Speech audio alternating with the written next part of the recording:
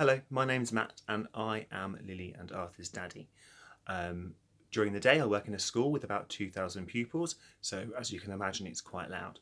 I am here to read to you chapter 1 of a book called Woof, and chapter 1 is called This Happens. There was once a boy who turned into a dog. This doesn't happen every day. If it did, the world would soon be short of boys and overrun with dogs. What's more, it would hardly be worth storytelling.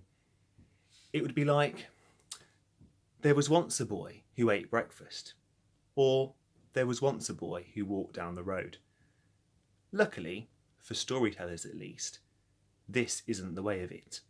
There are common happenings in the world, and uncommon. So, there was once a boy who turned into a dog. The boy's name was Eric Banks. He was 10 years old. The dog he turned into was a Norfolk Terrier. Eric Banks was a quiet boy, most of the time, steady worker, methodical. His school report said he was the kind of boy who didn't rush for the back seat of the bus or go mad when the first snow fell.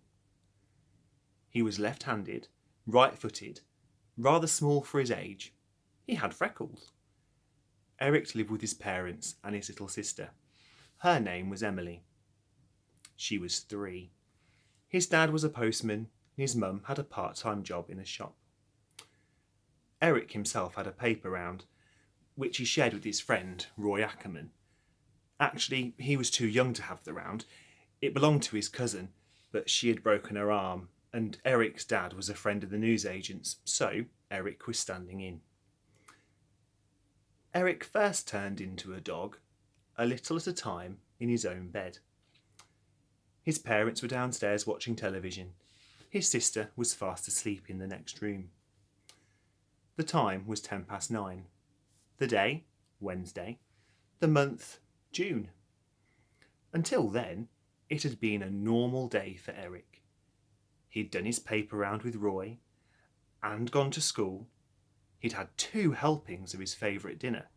He'd played with Emily before tea and Roy after.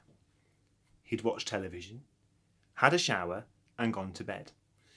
Now he was in bed and turning into a dog. It happened like this. Eric was lying on his side with his eyes closed. He was almost asleep.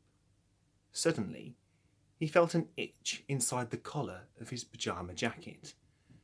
This, although he didn't know yet, was the fur sprouting. He felt a curious tingling in his hands and feet. This was his hands and feet turning into paws. He felt his nose becoming cold and wet, his ears becoming flappy. Eric opened his eyes. He didn't panic straight away. This was his nature, partly, but also because he was still half asleep. The thought in his mind was, I'm turning into a dog. That was another thing about Eric. He was a good guesser.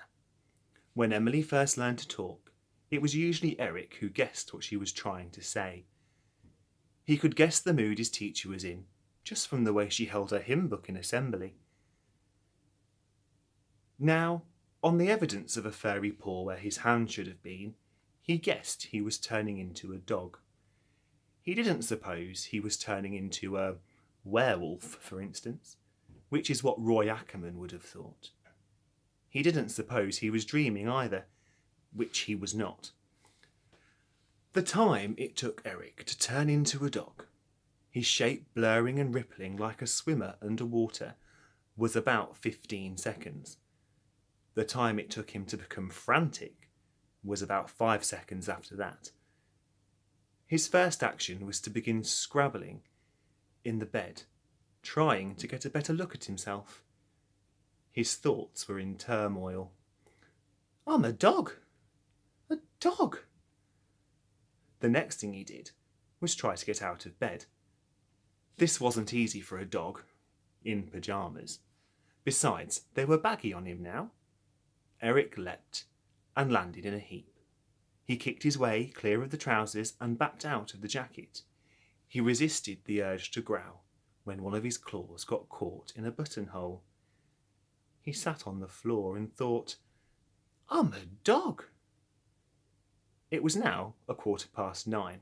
The last of the evening sunlight was shining through the green curtains. Everything in the room, furniture and wallpaper, Eric's books and toys, his junior science kit, his clothes laid out on a chair beside the bed, was tinged with a green light. Birds were chirping outside the window. Next door, Mr. Phipps was mowing the lawn. Eric got to his feet, all four of them, and walked uncertainly across the room. He put his front paws on the dressing table and stared into the mirror. A furry, rather surprised-looking face stared back. "I don't believe it," he thought. And then, "I look like a Norfolk Terrier." Eric knew a bit about dogs. He'd done a project on them with Roy in the second year. Once more, Eric sat on the floor. He was bewildered, to say the least. A confusion of questions jostled in his head. How could it happen? What's the cause of it? Why me? He went to the window, put his paws on the sill, ducked his head under the curtain and looked out. Mr. Phipps was emptying the grass cuttings into a compost bin. A wisp of blue smoke was rising from a bonfire in the next garden along. Eric left the window and, with no clear aim in mind, nudged open the bedroom door with his head. He went onto the landing. He couldn't see. It was gloomy. But he could smell all kinds of things. There were biscuit crumbs in the carpet. There was talcum powder.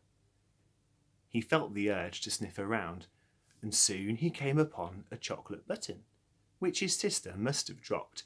She had been eating them earlier that evening. Eric studied the button. At that moment, the thought in his mind was, being a dog might not be all that bad. And he ate it up. Thank you for listening.